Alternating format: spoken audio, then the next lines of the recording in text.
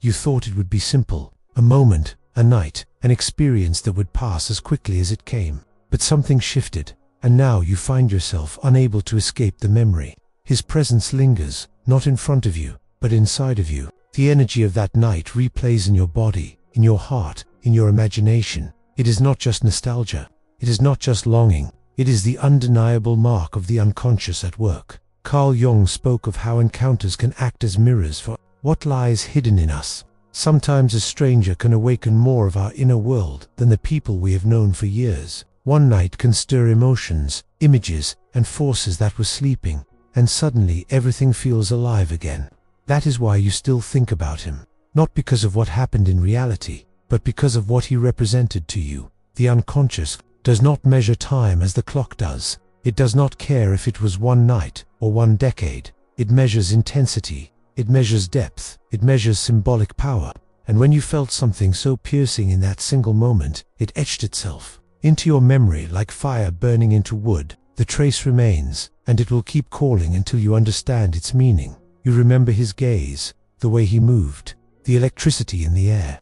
But more than him, what you remember is yourself in his presence. The woman you became when he was near, the confidence you felt, the surrender you allowed, the passion you discovered in yourself. He became the stage, but you were the one performing. The feelings you cannot release are not entirely about him. They are about you. This is what Jung described as projection. You saw in him a reflection of your own soul, pieces of yourself you had not yet owned. The mystery of why he remains in your thoughts is the mystery of your own shadow. He is a vessel. He carried qualities your psyche wanted you to notice: desire, freedom, risk, vulnerability. He embodied them for a night, and now the unconscious asks you to reclaim them within yourself. That is why forgetting feels impossible, because the unconscious will not let you erase what you need to see. The harder you try to push the memory away, the stronger it returns. Just as dreams repeat until you hear their message, memories of him cycle until you listen. One night was enough to awaken longing, not for him, but for something in you. Perhaps you have felt too safe, too predictable, too restrained in your life. That night disrupted the order. It reminded you that you are capable of being wild, present, alive. It cracked the walls you had built and let passion flood in. That is why your mind replays it, because a door was opened and you cannot close it again. You tell yourself it was just physical, just attraction, but deep down you know there was more. There was recognition, a meeting not only of bodies, but of unconscious currents. These currents have ancient power. They draw you in without permission. They do not ask if it is convenient or logical. They simply erupt, and when they do, you are changed. Jung reminded us that what fascinates us most in others is what we have not yet made conscious in ourselves. That night became unforgettable because it revealed something you had not yet owned. It showed you possibility. It showed you a forgotten self. And now, every time you think of him, what you are really thinking of is that lost self calling back to you. The reason the memory lingers is not because you cannot let go of him.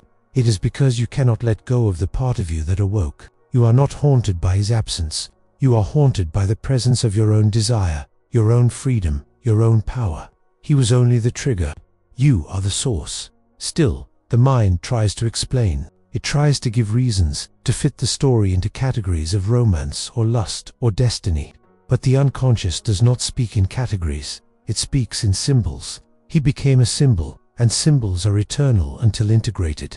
A single night is enough to plant a symbol in your soul. That is why you feel it as if it happened yesterday. Thinking of him is less about memory and more about energy. The energy of that moment continues to live inside you.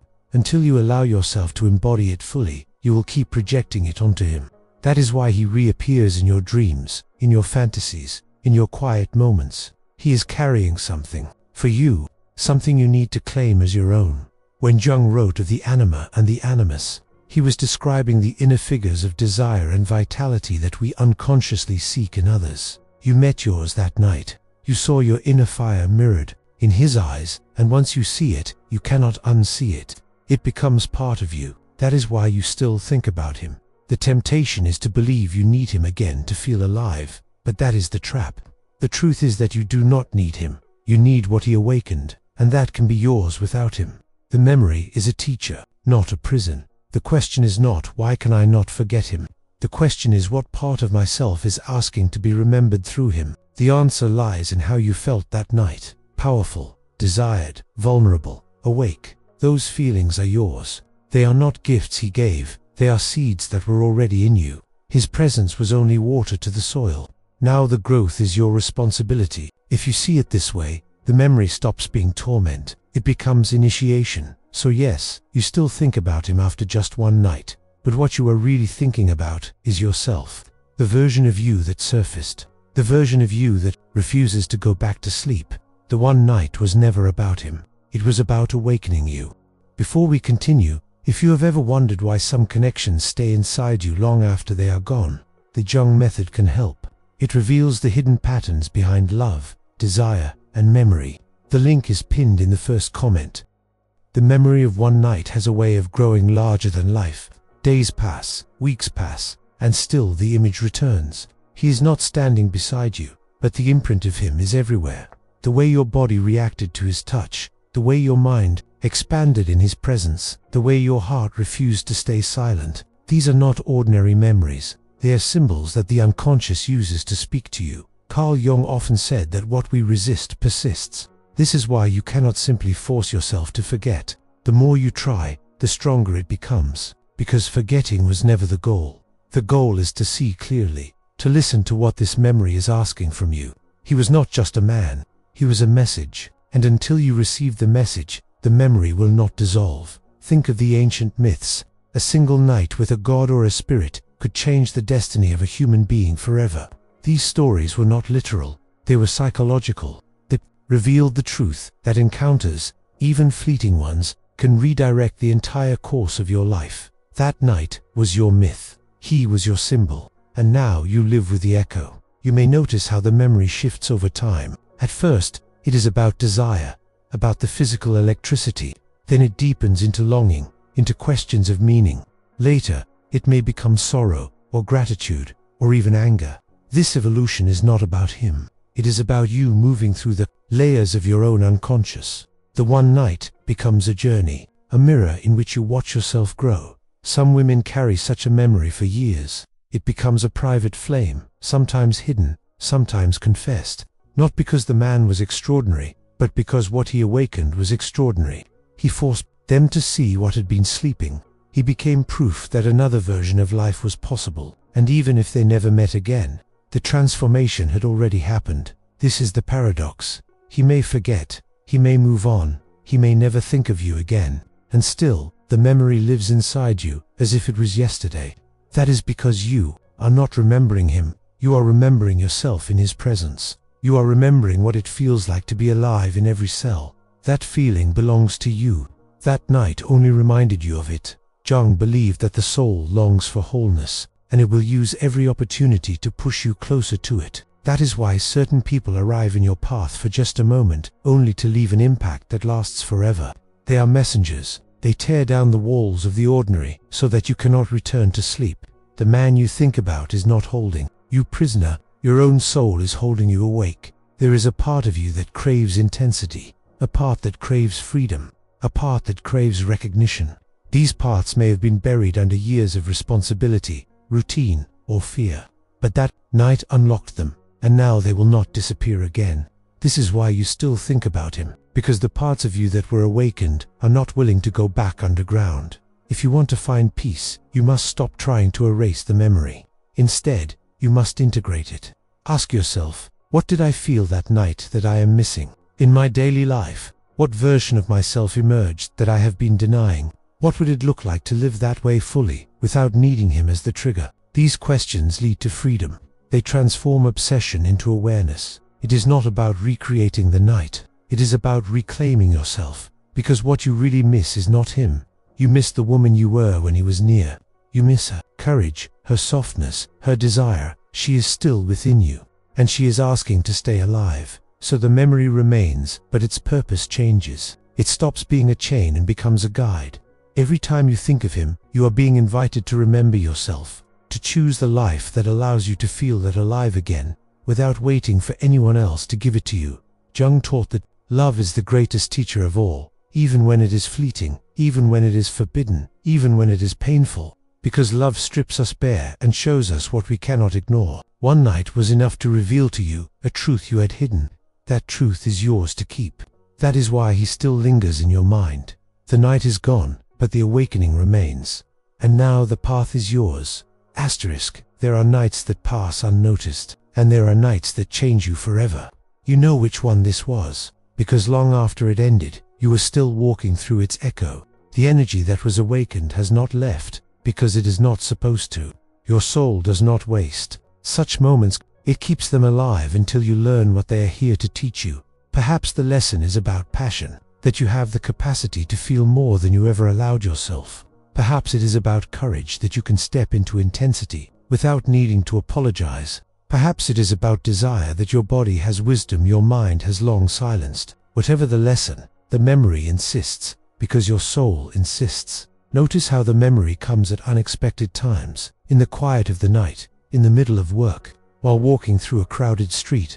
This is the way the unconscious works. It is not bound by schedules or logic. It returns to you in waves, nudging you to stop pretending, to stop burying what was awakened. It is tempting to believe that closure comes from him, from seeing him again, from hearing words that explain or complete the story. But closure does not come from outside. It comes when you integrate the meaning. He could vanish forever, and still the gift of that night remains, because the gift was never his to give. It was yours to discover. Think of how many people go through life without ever feeling something so alive. How many settle for routine, for numbness, for comfort without depth. You were given a glimpse of something more. It may not have lasted, but it was real. And once you have tasted it, you cannot pretend you are satisfied with less. That is the real reason you cannot forget. Not because you lost him, but because you lost the version of yourself who accepted less. Jung would say that this night has become an archetype in your psyche. It carries the energy of Eros, the god of desire, and, once awakened, it cannot be ignored. Archetypes demand expression. They push through dreams, through fantasies, through memories. If you repress them, they return as obsession. If you embrace them, they return as power. The choice is yours. You may feel shame for still thinking about him. You may ask yourself, why am I still holding on? But shame is misplaced here. This is not weakness. This is evidence of depth. Only those who are capable of profound feeling carry memories so long. And that depth is not a burden. It is a gift. It means you are alive in a world where many are numb. Imagine for a moment if you stopped resisting the memory. If instead of pushing it away, you allowed it to guide you. What would it ask of you? To live more passionately, to choose relationships that awaken rather than numb you, to honor your own desire without apology. This is the hidden invitation. The memory is not asking you to chase him. It is asking you to chase life. Every time you think of him, remind yourself, this is about me. This is about the part of me that refuses to sleep again. The longing is not for his arms, but for my own aliveness. The pain is not about losing him, but about losing the courage to feel. And the healing is not about erasing the night, but about carrying its flame into every day that follows. So, when the thought returns, do not punish yourself. Smile at it. Say, I see you. I know what you are asking of me. And then take one step, however small, toward embodying that aliveness in your own life. It may be a risk, it may be a change, but it will always be worth it. Because nothing is heavier than a passion denied. Jung once wrote that the meeting of two personalities is like the contact of two chemical substances. If there is any reaction, both are transformed. That night transformed you, not because of him, but because of the reaction that occurred in you. The fire that was lit will not burn out. It is yours now. And the only question that remains is what you will do with it. The memory does not fade, because it is not meant to fade. It is meant to lead you, to remind you that you were made for more than routine, that you were made for intensity, for beauty, for passion that makes your soul tremble. That is why you still think about him after just one night, because your soul refuses to let you go back to sleep.